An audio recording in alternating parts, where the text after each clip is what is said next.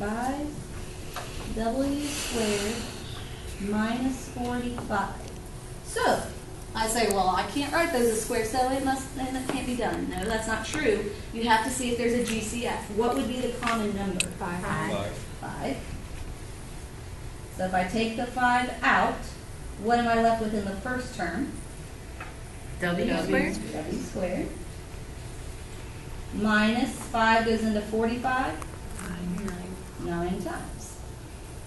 Then remember, you ignore the GCF. Don't look at it. It's just W squared minus 9. Those you can write as squares. So if I need to write them as squares, the W squared's already done. How would you rewrite the 9? 3 to the square. Squared. What would be your next step? Bring down a 5. Before that, cross out your 2's. So I'm left with W minus 3 and W plus 3. Once you have taken care of that, all I did was looked at what's in the parentheses. I don't care what's floating on the outside. Just looking at what's in the parentheses, broke it all down.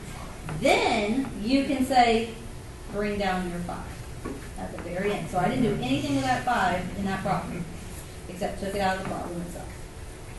So that can happen. So don't jump to conclusions and say it can't be factored. You just have to take something out. That's what I keep practicing. All right, let's try one more of those.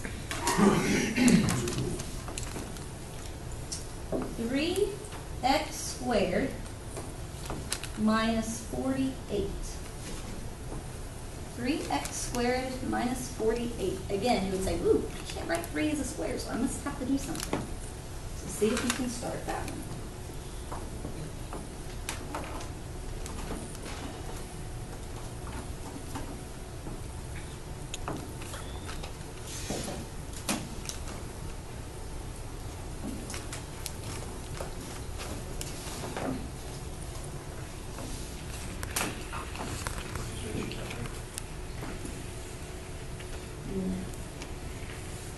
Because you're trying to skip that step and not write squares.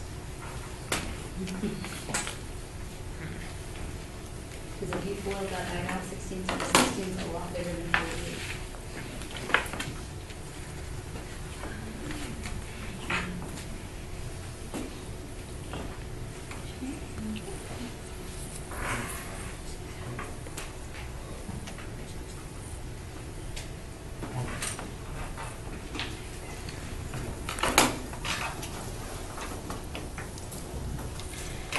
Just going to ask, what did you take out of the problem?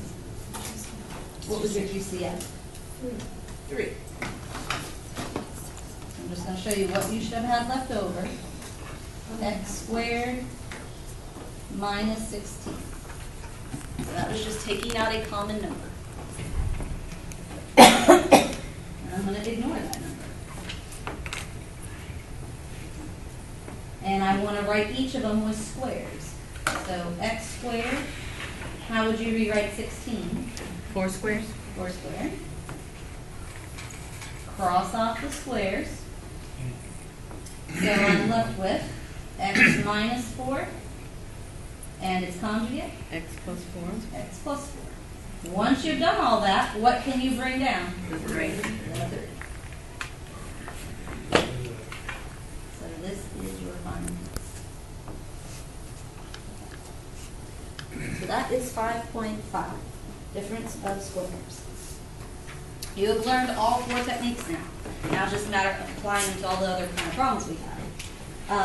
5.6 you technically could already do without me even going over it. Same with 5.7. It's just having all the factoring mixed together, but I do want to do some examples from it.